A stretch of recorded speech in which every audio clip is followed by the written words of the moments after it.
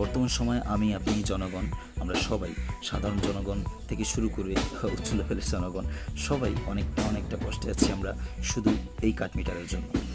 এই কাঠ মিটারটা মানুষকে এতটা বিপদগ্রস্তের মধ্যে ফেলেছে এবং এতটা কষ্ট দিচ্ছে যা বলা বাহুল্য। কিছুদিন আগেও একটি রিক্সাওয়ালা, তিনি সারাদিন রিক্সা চালিয়ে তিনি মাত্র আয় করেছেন 500 টাকা। ঘরে আসার পরে তিনি বাজার করবেন নাকি মিটারে টাকা ভরবেন, এই চিন্তা নিয়েই তিনি শেষ। এখন যদি তিনি এই 500 টাকা দিয়ে যদি বাজার করেন, তাহলে দেখা গেল যে তার ঘরে যে কারেন্ট নেই, সে ঘরে গেলে তার সাথে অবশ্যই ঝামেলা হবে।